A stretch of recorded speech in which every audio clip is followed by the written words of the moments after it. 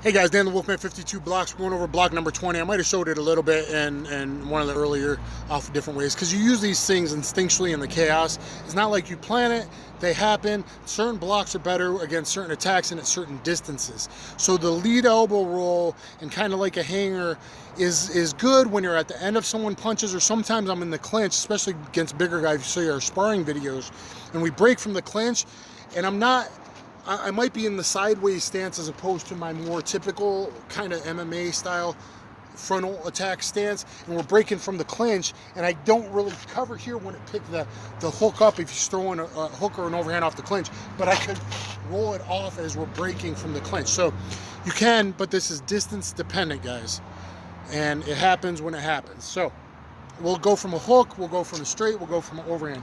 So just to kind of show you off of a hook, I'm at hook, like a long hook range, not like boxing hook range, but like long hook range. When we're in here fighting, he throws a hook, I might just roll it off there. Yeah, that's an overhand, throw a hook.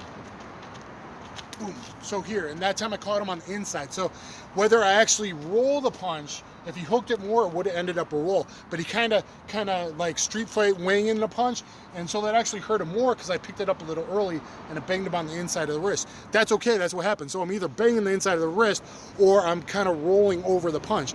Either way, it's good. Try to throw more. You're trying to check me on the chin there. Boom, there. So yeah, it hit me a little bit, guys, but you see I bladed off, so that's actually perfect. That it showed you that I got hit, but I got skimmed. I mean, it really didn't hurt, but it just barely skimmed me because I had the distance right and I still rolled that punch off. So if I knew it was coming, guys, I would do the other block. I would cover and smash in if I was just a little bit closer. But there is a difference between this, and that's only a 2-inch difference, but it's a difference. So different blocks, different ranges in the motion and the chaos as we're flowing in. So like I said, a lot of times you see my man, because he's bigger than me, I try to work around. You see me, I'm drafting around him if you watch our sparring vids a lot. And that's when I would actually get a couple of my clean hits in on the guy that couldn't fight back. Where here, he's really dangerous, and then I crash in, and sometimes I work around here, and there's where I would make a good hit on the break. But sometimes we end up kind of sideways. And I remember this, World Combat League, one of the Chuck Norris Combat League guys I used to spar with in California.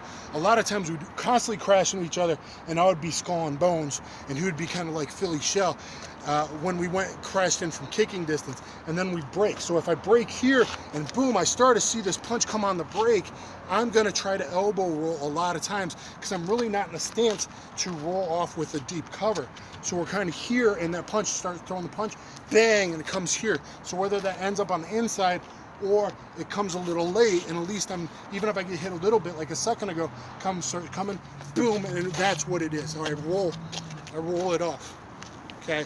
And eventually this kind of like bong sound, you roll is also basically the same thing as elbow hits when you're inside. So it's important to learn how to wave the elbow style, roll your ball. Okay, so let's show it from across now. Just give me a perfect straight to my chin. Boom. Boom, bang, bang, bang. It's just kind of like the shoulder roll against a cross, guys. So let's go slow again. Bang, bang. I would fire back my 2-3-2, and you can tell them, let's go fast. Bang, bang, bang, bang. All right, so just kind of like the shoulder roll, you can do the elbow roll and go in with your 2-3-2 as your counter. Also, guys, a little bit off the kind of the overhand. You kind of did that the first couple times we did this. Come in a frame. Stop. Good. Okay, and now see, I'm at hook distance here. I'm not at hook distance here. So instinctually, he's going to open up his elbow and throw more like an overhand. So I'm at the end of his punch, but I can't not block because it's still just barely going to get me, right? So maybe my footwork can't get me out of there, and to be safe, I'm going to elbow roll it off. So he throws kind of an overhand, boom, and I'm just maybe exiting out of the accordion the way fights really happen. Or I'm on the outside here, go ahead, bam, bam, I kick him in the friggin' nuts. Okay, because I'm at that kicking him in the nuts position because look, he was open like a goddamn cowboy, wasn't he? It surprised you, right? Yeah. Because he was open like a goddamn cowboy because he's trying to knock your block off. That's reality, that's street reality. Thumbs up, share, subscribe, help me out.